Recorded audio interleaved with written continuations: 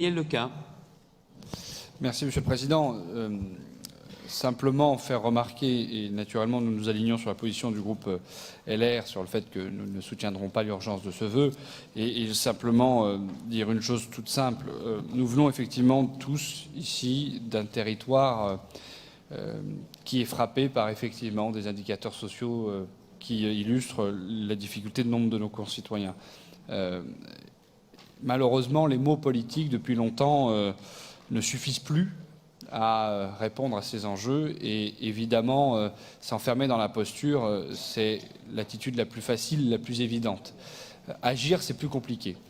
Et nous faisons en sorte, au travers des compétences qui sont les nôtres. Là aussi, il faut pouvoir dire aux habitants de la région ce que nous sommes capables de faire dans les compétences qui sont les nôtres. Et nous mettons tout en œuvre pour à la fois dégager du pouvoir d'achat, agir pour le social par le biais de l'emploi et de la formation, qui sont deux leviers puissants quand même de lutte contre la pauvreté, et puis effectivement par une politique de lutte contre la précarité énergétique que nous menons notamment sous l'impulsion de notre majorité, et certains d'entre nous sont très mobilisés sur ce sujet. Donc au fond, il est toujours plus facile d'être dans l'opposition, de faire des inventaires à l'après-vert, d'aligner les problèmes sans y apporter de réponse. Et dans les propositions que vous faites, si tant est qu'on puisse parler de propositions, en réalité, vous ne proposez que des blocages, vous ne proposez que de surseoir, c'est-à-dire de repousser le problème et pas d'agir. Christophe Coulon a mis j'allais dire, en perspective vos incohérences sur un certain nombre de votes. Moi, j'aimerais simplement vous dire que face à une position d'opposant permanent, qui est devenue quasiment votre métier principal, nous ne sommes pas des généralistes, nous agissons concrètement. Là où vous brassez de l'air, nous essayons de répondre. C'est pas facile, oui, c'est compliqué à expliquer, ça demande du temps, ça demande la mise en perspective, mais nous sommes fiers de notre action. Et donc, évidemment, nous repousserons cette urgence. Est-ce qu'il y a une explication de vote ? Oui, merci Monsieur le Président.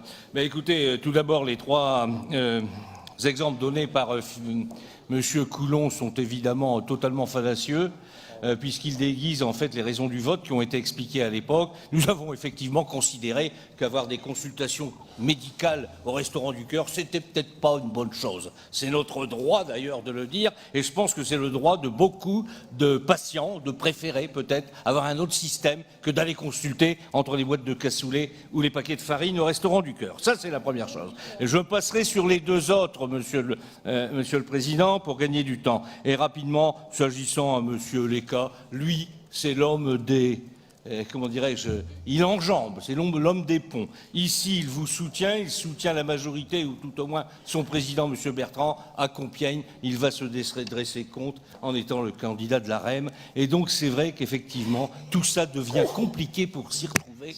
Mais mon Dieu, quel talent quand même, quel talent pour faire prendre aux électeurs des vessies pour des lanternes. Par ailleurs, s'agissant des opposants, Monsieur Leca, je pense que vous allez découvrir ce qu'est la vie d'un opposant quand vous serez battu certainement par Philippe Marigny ou par notre candidat ici à Compiègne, et vous allez vous retrouver dans l'opposition. Nous irons voir effectivement ce que vous direz, ce que vous ferez. Un opposant, c'est fait pour s'opposer. Et une majorité, c'est fait pour diriger.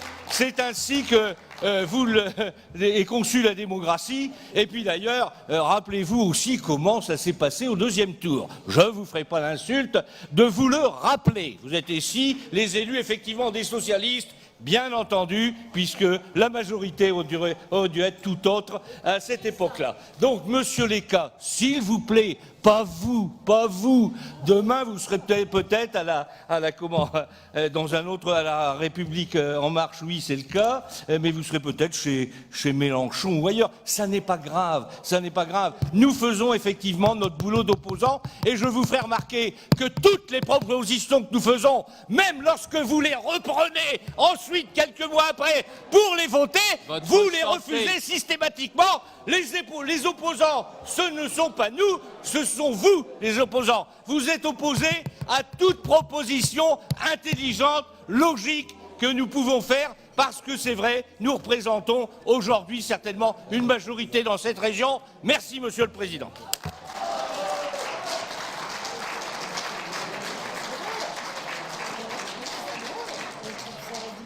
J'ai la police de cette Assemblée et normalement, pour préserver votre santé, j'aurais dû vous interrompre.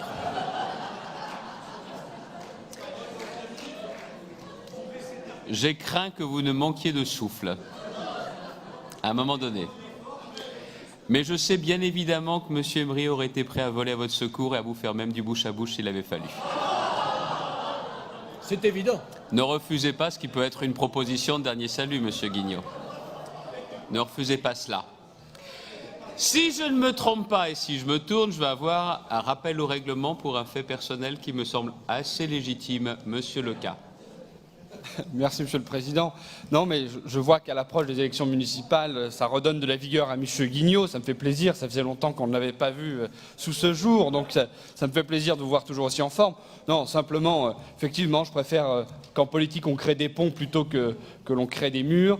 Je suis plutôt heureux de conduire une action aux côtés du Président Bertrand, une action qui est sociale et ouverte et progressiste. Et pour tous vos sujets, S'il vous plaît.